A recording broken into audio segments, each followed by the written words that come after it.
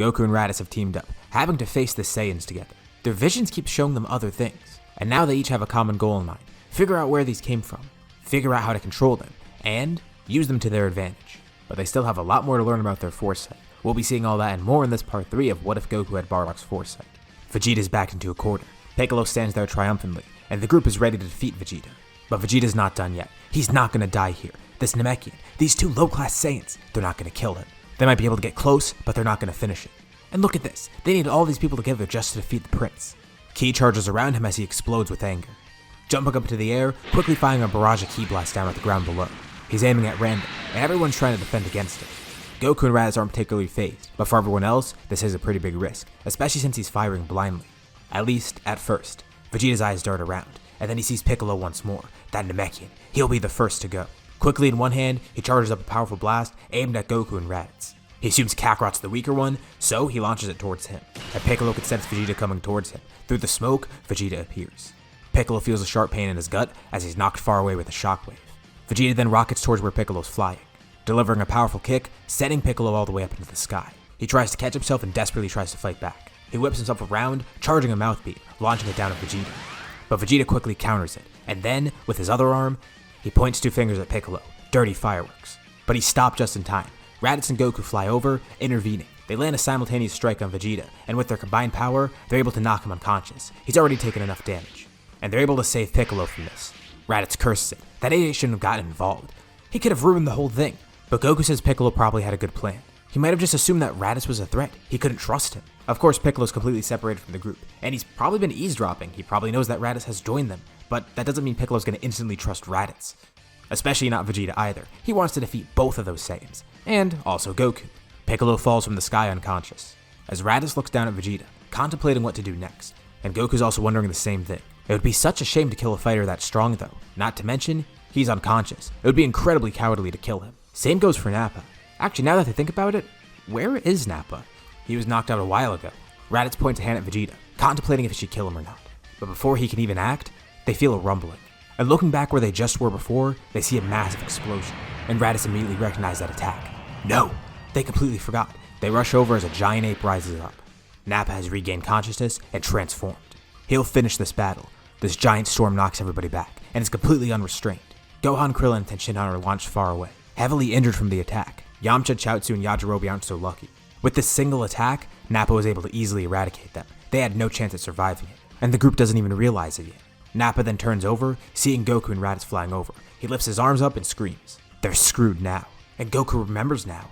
Wait, this is what that vision was that he saw. That giant crater. It's exactly here, the Great Ape.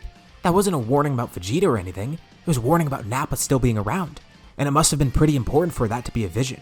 He says he's going to search around for everyone to see who lived, and Raditz says he'll try and do something to distract Nappa. Goku looks around desperately, trying to see if everybody's okay. Nappa does try to attack him, but before he can land an attack, Raditz is able to jump up, rocketing himself right towards Nappa's eye, punching right into it, gouging it clean out. Nappa shrieks in pain, cursing Raditz. He tries swiping his arm in the air trying to grab Raditz, and Raditz desperately flies around trying to narrowly avoid it. He's already used up all his power. They need to think of something quick. Goku was able to find Krillin, Tenshinhan, and Gohan, but he can't sense the three others. He didn't even realize Yajirobe was there lurking about, but he already fears the worst not seeing them. Krillin gets back up, terrified at the sight of another great ape. What are they supposed to do here? Goku says he'll distract Nappa with Raditz. He needs Krillin or someone else to go in and cut off the tail, but it needs to be quick, otherwise they're all dead. Nappa's able to finally grab Raditz, holding him in one hand, telling Raditz he's gonna crush him, squeezing the life out of him. But suddenly, his grip loosens on Raditz. Once again he shrieks in pain, turning around to see his tails cut off. And Goku gets over there and sees this too. Raditz is dropped to the ground below, narrowly avoiding every bone in his body being broken. And the two see Piccolo is there behind Raditz, smirking. He said he wouldn't let the Saiyans win. In the nick of time though, Nappa's able to turn around, opening his mouth wide, launching a massive blast, eradicating Piccolo. He continues shrinking, and as he does so, Goku and Raditz see as an opening to attack. With everyone else joining in too, knocking Nappa out cold once more. There's multiple casualties, completely unexpected too. Nappa of all people being the one to do that. They thought he wasn't an issue anymore. Raditz can't believe he overlooked that. Yamcha, Yajirobe, Chaozu. Goku's angered at the fact that they've been killed needlessly, but then he realized something else. Piccolo's dead, which means Kami died too, and there's no Dragon Balls anymore. It's worse than he thought, not only because it means they lost Kami, but it means none of those four could be brought back. And yeah, Piccolo wasn't a great guy either, but still, he did somewhat help them there. Goku slams a fist into the ground. He should have paid more attention to that vision he had. Or maybe it wasn't something that could have been reversed. What if that was something that was self-fulfilling? That was his vision. It was an outcome that he couldn't change. Yeah, they might have won, but still, it wasn't a total win. And he asked Raditz, has he experienced anything like that before? An outcome that he couldn't change? And Raditz says most of the time it just showed him the key to victory in a battle. Vision that usually showed him the outcome of battles.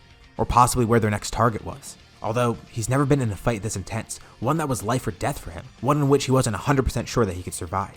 But now that Goku mentions it, he wonders if it's true. Well, he did see a prophecy before, one that he did change. He saw his death at Goku and Piccolo's hands. Now he recognized that was Piccolo in the vision. So, maybe these aren't completely set in stone. It may seem like it, but Raditz has proof of it. It's not set in stone. The question is, are all of their visions like this? Because in their eyes, every outcome is likely. They might be flexible, they might be set in stone, they might be self-fulfilling. They have no clue of what to think about it. But there's no point focusing on that. At least not anymore. The battle's over. So, where are they supposed to go now? Well, Krillin actually has an idea. What if they go find the place where Piccolo's from, Planet Namek? Maybe that place would actually have some Dragon Balls, and they could use that to bring everybody back. It's a long shot, but it could work. Raditz walks over to where Nappa's lying down, and he tells Goku to go retrieve Vegeta. The group wants to kill the two Saiyans, especially Tenshinhan and Krillin. And Raditz even thinks about it too. But something changes his mind. The two Saiyans wake up, and Raditz smiles. He's looking down upon them now. He's ecstatic that he won against these two, proving his superiority. Goku already mentioned to Raditz that it would be cowardly to just kill them while they're unconscious. Not to mention, it would be a waste of their strength if they just killed these two Saiyans here now. Pretty much the same reason Goku decided to spare Vegeta anyways. But Raditz also thought of something else. A gut feeling of his. Not actually a vision, just a gut feeling. Maybe these two could actually help them against Frieza. They definitely would be motivated for that. But why kill them? Why not use them as allies? And Raditz brings this up to the two Saiyans. But Vegeta calls him an idiot. They can't kill Frieza. Besides the fact that Vegeta doesn't want to team up with these two traitors, even if they did, what would they do against Frieza? Hell, they can't even defeat the Ginyu Force if they wanted. Vegeta quickly calls a spaceship, and the brothers stand there watching. Krillin and Ten have an uneasy feeling. Same for Gohan too. Should they actually be letting these two go? Vegeta and Nappa are just as surprised. But nothing ends up happening. They actually are spared. Their spaceships arrive, and they crawl onto them. As the ships rise up in the air, the two are conversing. Nappa heard something while he was out. Something about some Dragon Balls on planet Namek or something. Maybe they could go there. And Vegeta's stunned to hear this.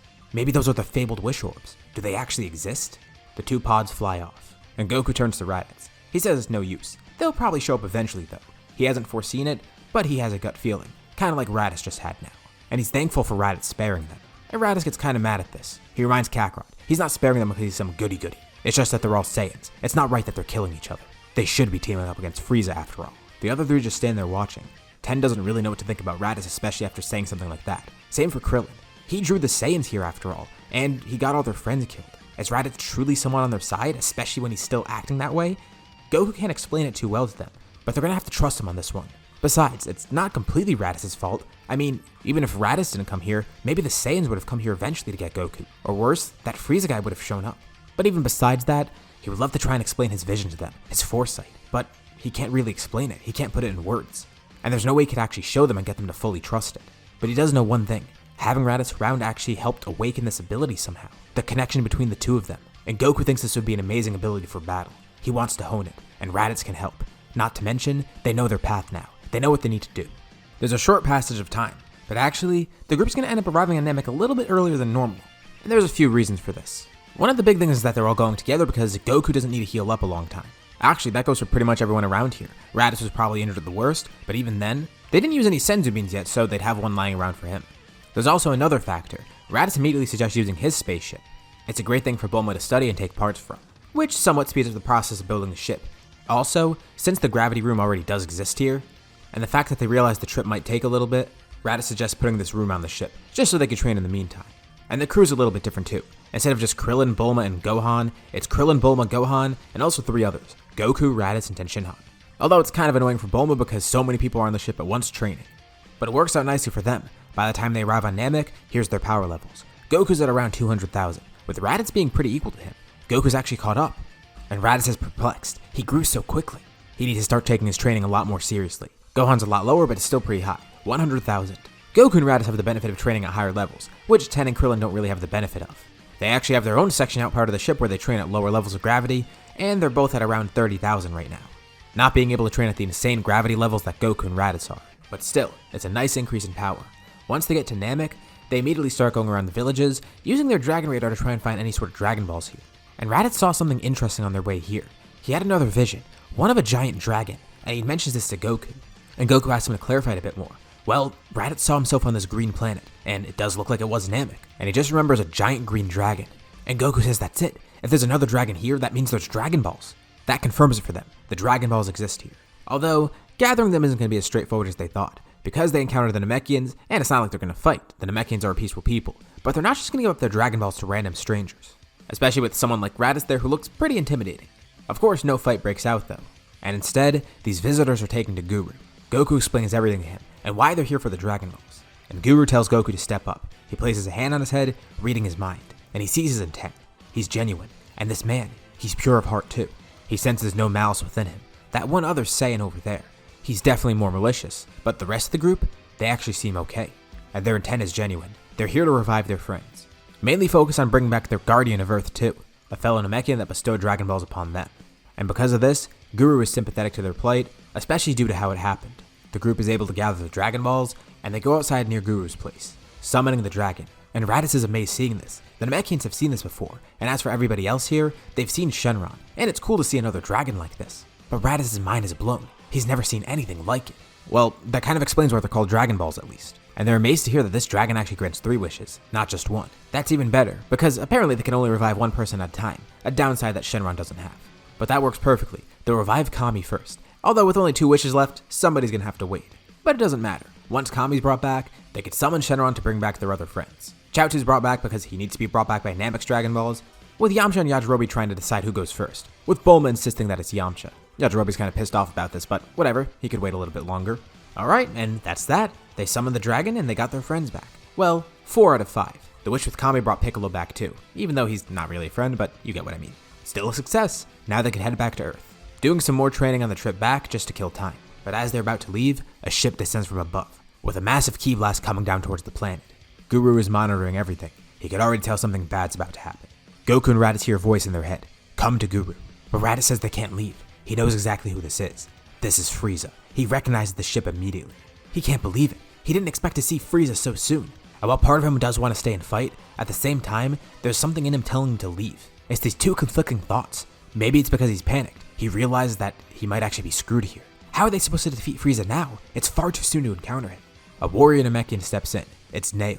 He tells them he'll handle this, or at least buy them some time. If Guru requested their presence, then they have to go see him. They need to show respect to him, and also, they should listen to his command because he let them use the Dragon Balls. Raditz doesn't like the idea of being ordered around, but Goku suggests they should go. Guru tells them to hurry back there. Gohan, Ten, and Krillin come along too. Guru tells them he doesn't have much time left, and now with this threat on planet Namek, he needs someone to defend it. He's not sure if his warriors will be strong enough, but he can grant them power, unlock their potential, allowing them to fight Frieza and defend Namek in the process. It's the only thing he can think of to save his people. Nail stands against Frieza. And Frieza said he just saw a few others over here. Where did they go? And Nail says that's none of his business. If Frieza knows what's best for him, he should leave now. And Frieza doesn't like this Namekian talking back to him. Alright, he's gonna give him one more chance. He points a finger at Nail. Where are the Dragon Balls? And Nail's surprised.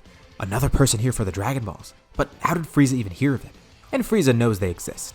Right before they got here, they saw that dragon from space. When Nappa was talking to Vegeta about it, he overheard their little conversation and decided to check out Namek for himself. But before Frieza can say anything else, 5 other people fly over, and there's a massive explosion behind him. His ship is completely eradicated, and all his soldiers destroyed in one swoop. Raditz lands first. It's a good thing he tried to copy that technique from Nappa. It sure is pretty useful. And Frieza is fuming. The 4 others land beside him. So that's where that other Saiyan went. He came here somehow, and he's with whoever these other people are. And Raditz asks Frieza why he's here. Well, for the Dragon Balls, of course. And he demands to know where they are before he just slaughters everybody here. Raditz laughs, telling him it's no use. They were just used, so there's no way he's going to be able to summon Furunga. Besides, the Elder's on his dying breath. He's never going to have another chance to use the Dragon Balls. There are none anymore. And Goku steps in too. He tells Frieza to leave immediately. Namek's a peaceful place. Don't ruin this peace. There's no Dragon Balls here, and there's no need for more destruction. But Goku is kind of excited to fight this guy. He's heard so much about Frieza, and of course he wants to test out his new power. As much as he hates the idea of him being gifted this power, still, it's at least for a good cause. He at least wants to carry out Guru's last wish. Guru is still there, watching it, but the stress is accelerating his death. He knows he's going to die soon, and he hopes to at least witness Frieza being defeated so he can die assured that his planet is safe. Frieza hits Goku with a rebuttal. Well, Raditz already attacked his army. Why would he not fight back? If anything, they're the aggressors, so he may as well join in on the battle too. But then something clicks with him. As he looks at Goku, he recognizes something. That hairstyle, it looks so familiar for some reason. And this is where we'll leave off for now. What'd you guys think about this part? What's going to happen next time? Be sure to leave any thoughts or suggestions in the comments below. I'd love to see what you guys think. As usual, be sure to drop a like and subscribe if you haven't already, especially if you want to see more videos like this. Thank you all for watching, and I'll see you all in my next video.